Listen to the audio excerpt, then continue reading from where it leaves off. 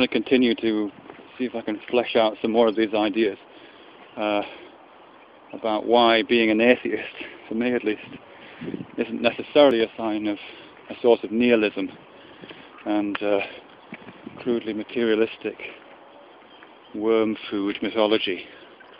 What I talked about in the last video was to do with the kind of phenomenal centre that lies at the centre of embodied experience through the application of certain kinds of metaphors, and how that centre, which we all have the ability to experience, is common to all of us. So there's only one centre, and we're all standing at the centre of it together. So that's a kind of source of metaphysical interest to me. The second is to do with, I should say, by the way, there's absolutely no scientific basis for these other than the kind of allusions and gestures I'm making towards science. But they're interesting to me. The second is to do with something that comes out of Douglas Harding's work. Douglas Harding, 20th century mystic, died about 4 years ago. Did a lot of work on kind of enlightenment practices. But one of the things he uses in his workshops and his writings is he uses, well, it's a phenomenological model, but it draws on the sense of that we have a front and a back. It sounds silly when you talk about it, but I'll do the best I can. We have a front and a back, and our eyes are pointed forward into the light, and behind us is the constant darkness. And there are several things follow from that, I think. For example, one of the exercises that he used to do in his workshops is that he would introduce this in a variety of different ways. So you get this sense that there is the world is in front of us, and we are that kind of the mirror for that world, sort of. But also we get people to stand in a circle with their backs facing towards the centre of the circle, and just kind of experience the fact that the darkness that is behind one of us is the same, in that particular instance, in the most literal sense, is the same darkness, the same dark space that's behind everyone in that particular circle. It's a kind of literal enactment of a certain kind of philosophical approach couched in phenomenological terms or driven through phenomenological exercises. So you stand in a circle facing outwards, you think about the darkness that's behind you, and you realise that the darkness is behind you is behind everyone else. And then you take that away from the circle and kind of carry it through your life.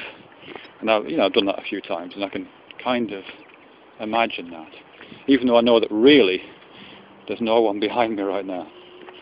Or maybe there is, but I just can't. Anyway.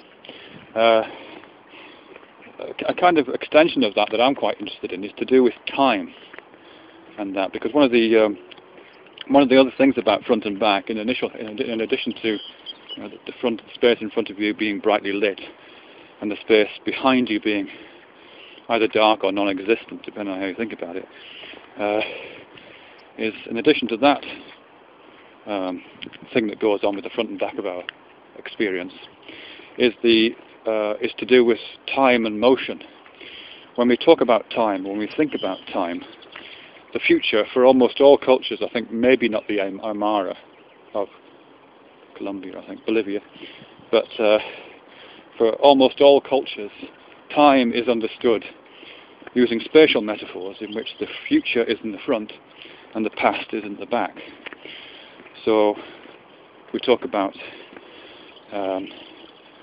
coming up to an event, or we talk about the past being, or arriving at that deadline, as if we've walked along a path to arrive at a certain landmark on space, and we treat the past in a similar kind of way.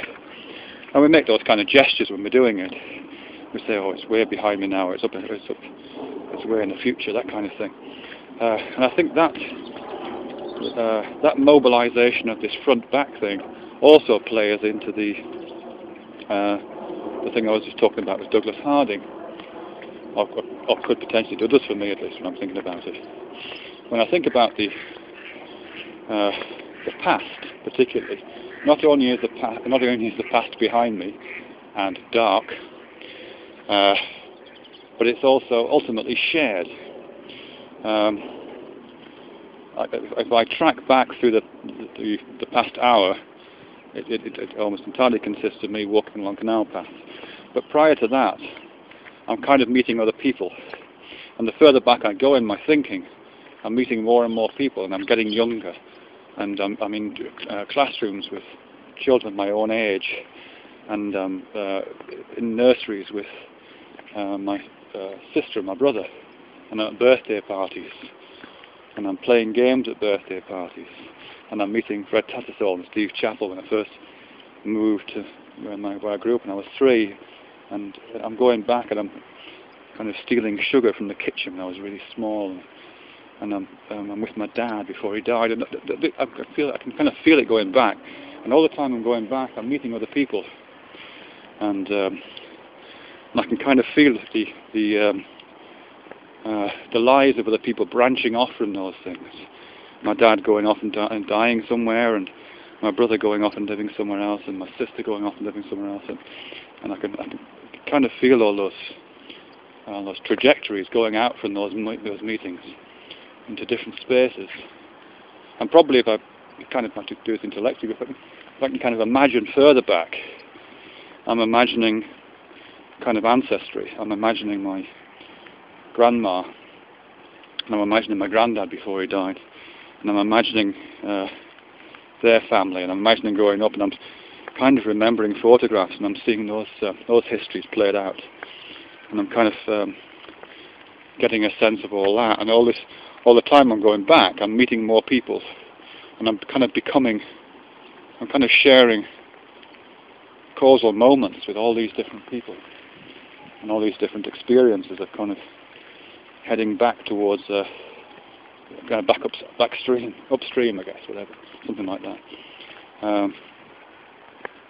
mean, I can't take myself that far back to before I was human, but I think there's a sense in which that backness, that behindness, isn't a solo journey. It kind of comes out of something.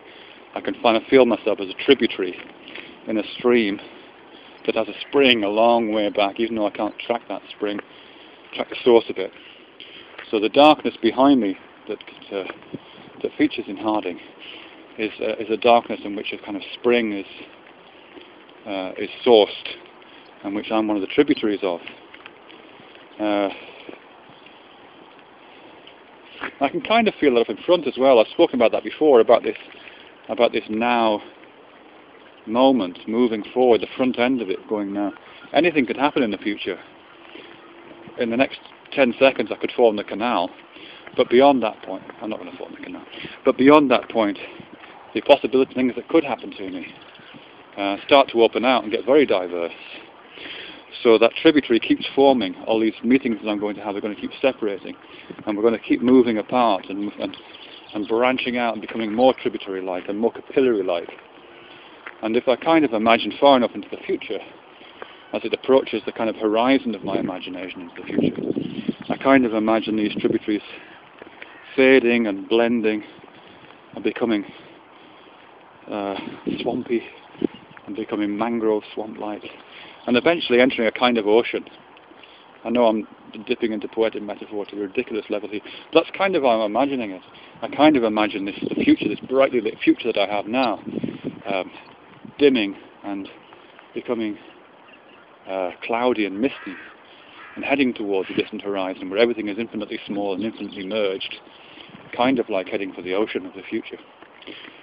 So, I know it's poetic, but it is couched in some kind of materialism. There are some kinds of underpinnings for that. So those are the kind of things which I'm not sure if they bring me comfort, but they provide overarching pictures for me to think about who I am and what I'm doing in this county, next to this canal by this stubble field with these dogs.